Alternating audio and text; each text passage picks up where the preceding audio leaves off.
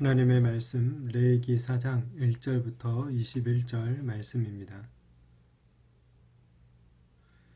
여호와께서 모세에게 말씀하여 이르시되 이스라엘 자손에게 말하여 이르라. 누구든지 여호와의 계명 중 하나라도 그릇 범하였으되 만일 기름 부음을 받은 제사장이 범죄하여 백성이 허물이 되었으면 그가 범한 죄로 말미암아 흠없는 수송아지로 속죄제물을 삼아 여호와께 드릴지니 그 수송아지를 회막문 여호와 앞으로 끌어다가 그 수송아지의 머리에 안수하고 그것을 여호와 앞에서 잡을 것이요 기름 부음을 받은 제사장은 그 수송아지의 피를 가지고 회막에 들어가서 그 제사장의 손가락에 그 피를 찍어 여호와 앞 곧 성소의 휘장 앞에 7번 뿌릴 것이며 제사장은 또 그 피를 여호와 앞 곧 회단 회막 안 향단 뿔들에 바르고 그 송아지의 피 전부를 회막문 앞 번제단 밑에 쏟을 것이며 또 그 속죄제물이 된 수송아지의 모든 기름을 떼어낼지니 곧 내장에 덮인 기름과 내장에 붙은 모든 기름과 두 콩밥과 그 위에 기름 곧 허리 쪽에 있는 것과 간에 덮인 껍질을 콩밥과 함께 떼어내되 화목제 제물의 소액에서 떼어낸 같이 할 것이요 제사장은 그것을 번제단 위에서 불사를 것이며 그 수송아지의 가죽과 그 모든 고기와 그것의 머리와 정강이와 내장과 똥 곧 그 송아지의 전체를 진영 바깥에 버리는 곳인 정결한 곳으로 가져다가 불로 나무 위에서 사르되 곧 제 버리는 곳에서 불사를 지니라.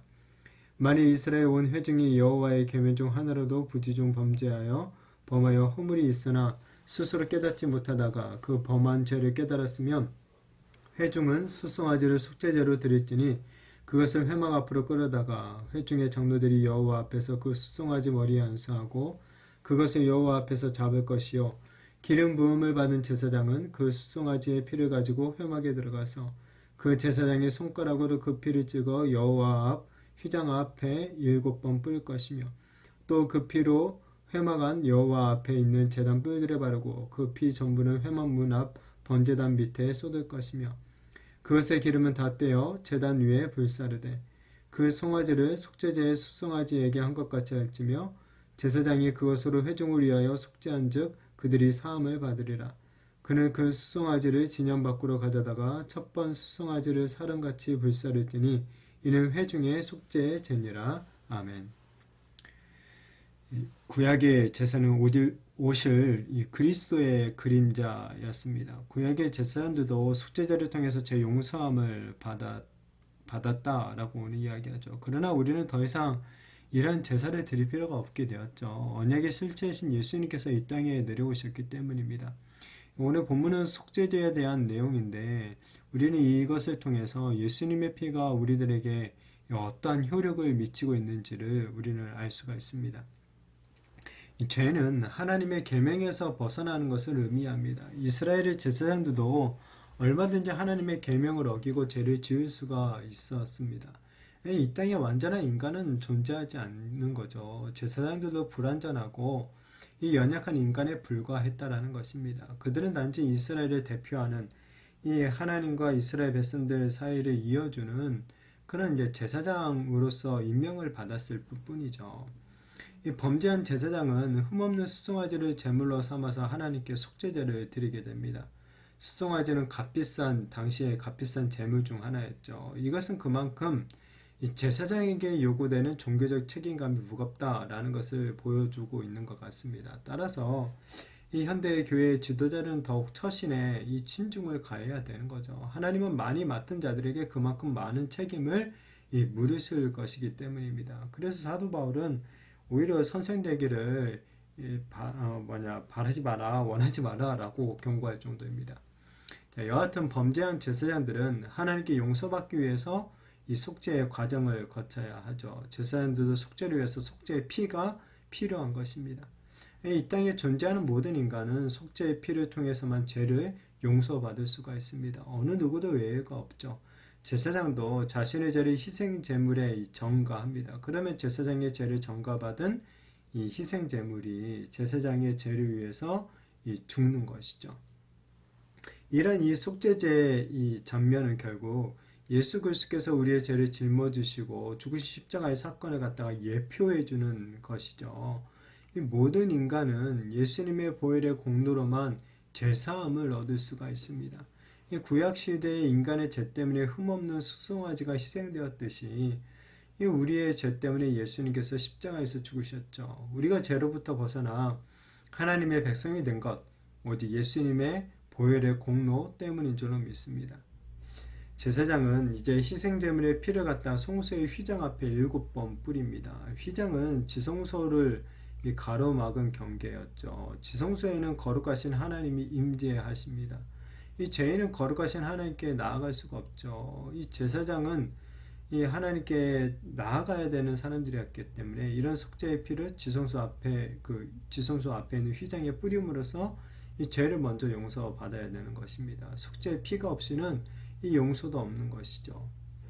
그리고 이제 제사장의 손가락으로 희생제물의 피를 7번 이렇게 뿌린 것, 이 속죄의 완전함을 또한 상징하죠. 숫자 7이라는 것은 당시 이스라엘 문화에서는 완전함을 의미합니다. 그러니까 7번 뿌린 속죄의 피를 통해서 하나님은 죄인을 갖다가 온전히 정결케 해주시는 것이죠. 나아가 이렇게 7번 피를 뿌리는 행위는 예수 그리스도의 그 보혈의 충만한 능력을 갖다가 예표해 주기도 합니다.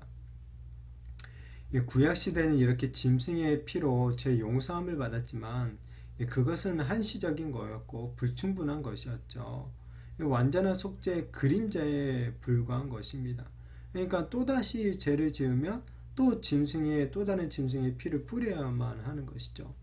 자, 그러나 완전한 속죄가 예수 그리스도의 언약의 피로 이제 이루어졌죠. 예수님의 피는 모든 인간의 죄를 갖다가 단번에 그리고 영원히 대속해 주죠.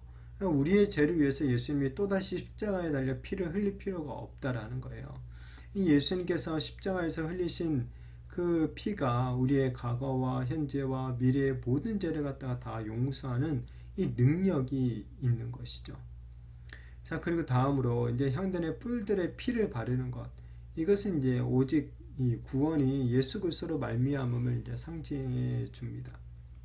자, 회중의 죄도 결국엔 이제 동일한 이런 속죄의 과정을 통해서 용서를 받죠. 인간의 속죄는 반드시 이렇게 희생제물의 피가 요구되는 거죠. 속죄에는 죄를 덮고 공의를 만족시키는 의미가 있는 것입니다.